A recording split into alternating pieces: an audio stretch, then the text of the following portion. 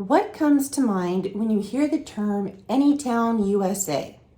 Do you picture strip malls filled with big box stores and franchise restaurants, or suburbs lined with many mansions and orchards of streetlights? Or do you get lost in nostalgia and pine for days of yesteryear when Middle America was at its heyday? I'm author Gwen Alyce Clayton, and I wrote about my version of Anytown USA in the Rivervine trilogy. And today, I am going to tell you what inspired my concept of Anytown USA and why I was compelled to write about it.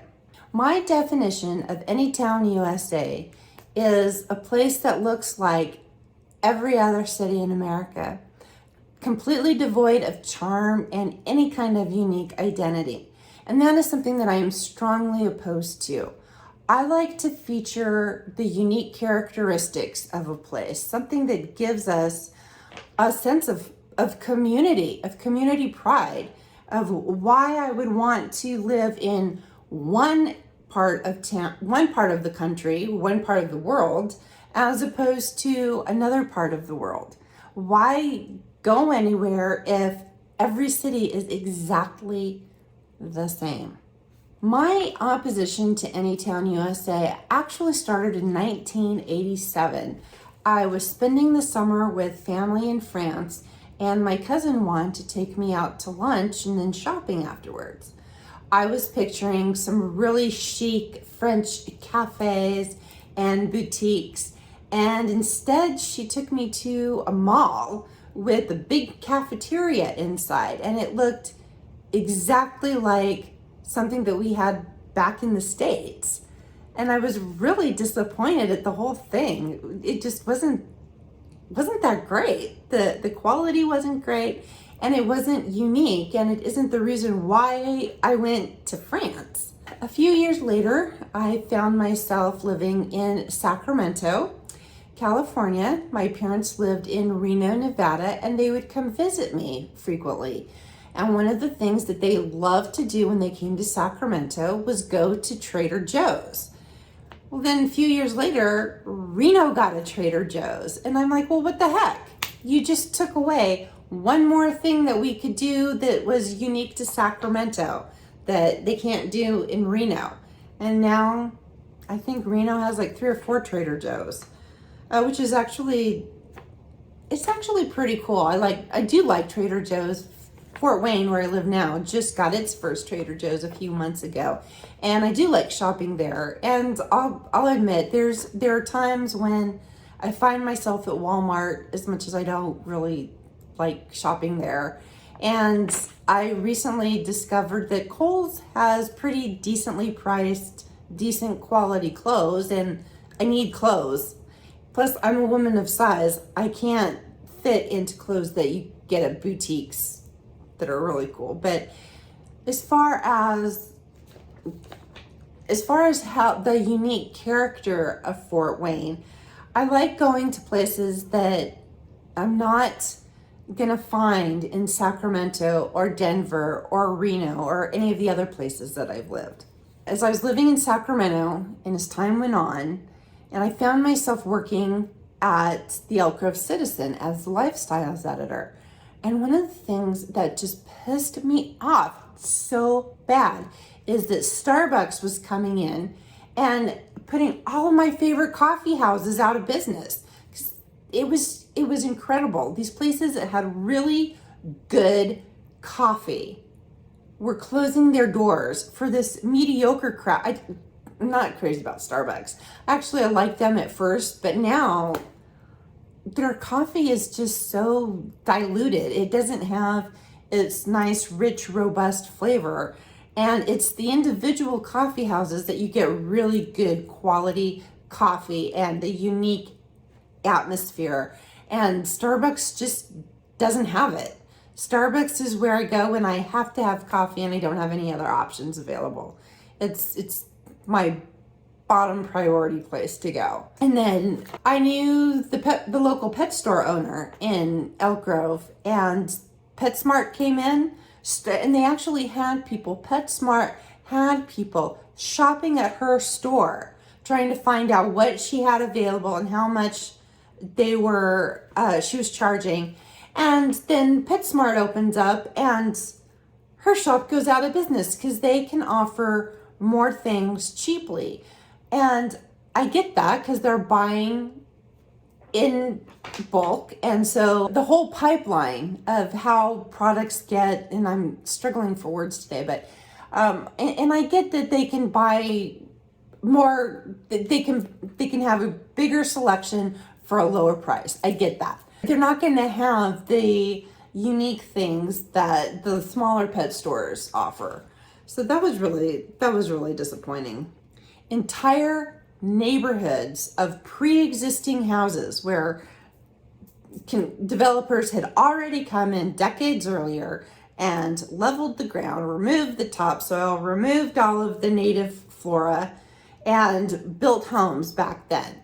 Well, all these new tract homes were being built, and we had the great flight out of the pre-existing neighborhoods into the new condos and McMansions. And I was aghast. My news editor that I worked with, I was a lifestyles editor, and I worked closely with the news editor, and she would come home from planning commission meetings and city council meetings just enraged about how these new housing subdivisions are coming in with, they're doing it. At first it was 4 homes to an acre. Then it was 5 homes to an acre. And there was actually one project that came in wanting 10 homes to an acre. This means you have no garden, there's no vegetable garden, there's no flower beds, there's no front porch. I mean, if you do have a front porch, it's really tiny. And there's no place to park your car along the street. Like if you have guests, like say you're gonna have a Tupperware party or a Christmas party or whatever, your guests have nowhere to park because it's just driveway after driveway after driveway after driveway. So you can't park anywhere, and you have absolutely no privacy. Like you can totally hear your neighbors getting jiggy at night and smell their bacon the next morning. And I hate bacon. I know that's anti-American to say because Americans love their bacon, but bacon gives me migraines and I can't stand it. I don't like the smell of it. I don't like the taste of it. It all makes me gag. So goodbye Victorian homes. Goodbye anything with quaint architecture. People want to pretend they're living in some sort of, I don't know, Romanesque mansion, but smaller and no yard. And I'm just, I wouldn't want to live there. I don't want to live there at all.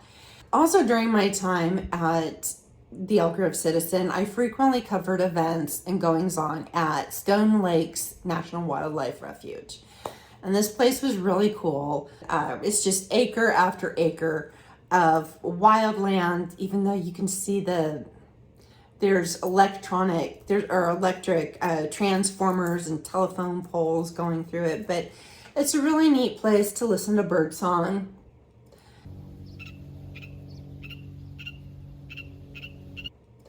And see the trees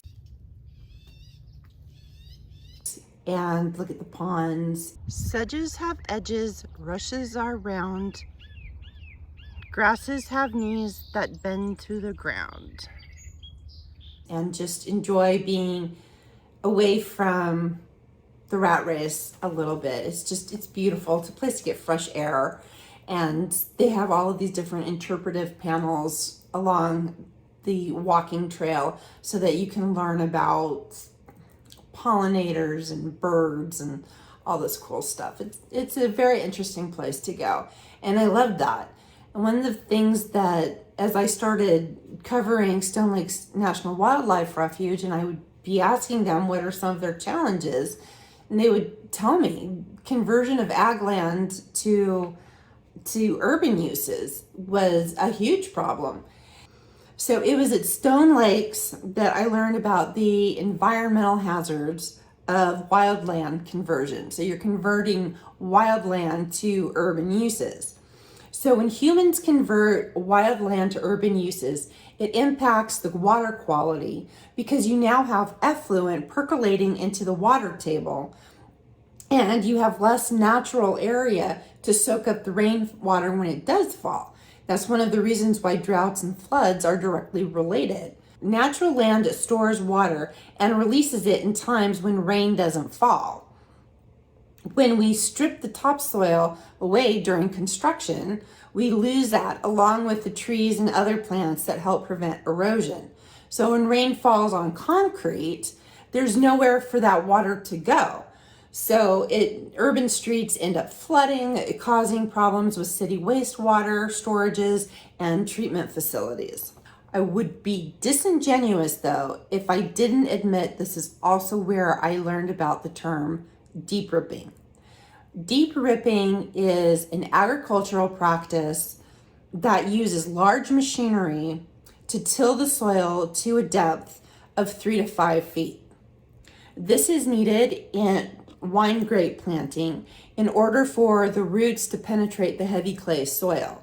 The problem is that deep ripping also diminishes groundwater recharge and increases storm runoff. And there's a whole host of other environmental issues with deep ripping. Since I wrote my books, or since I first came up with my ideas, there have been some advances in deep ripping technology, but it still happens.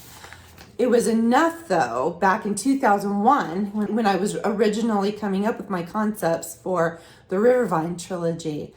I made sure that the owners of my winery didn't deep rip the soil. So instead of tilling the soil, they just miraculously had grapevines planting. They just sprung up. So you can do that when you write ghost stories. You can just make stuff up. It's a miracle. And I can do that. So I'm going to post a link in the description below that tells you a little bit more about deep ripping uses for vineyard planting. One of the columnists that I worked with at the Elk Grove Citizen was a woman named Elizabeth Pinkerton, and she wrote a column called History Happened Here, and she actually compiled her various writings into a book. And I think there's actually a series of books. I have the first one. I don't know if the second one ever happened or ever published. But she'd frequently write about the Miwok. And I realized that if I was going to write a story based in this part of the country, I would have to do some research on the Miwok. And so they do play significantly in the Rivervine trilogy. So you will see that. But I will talk more about the Miwok in next week's video, where I talk about everyone's favorite wine. I'll see you next Tuesday. I'm author Gwen Alyce Clayton, and I look forward to seeing you again.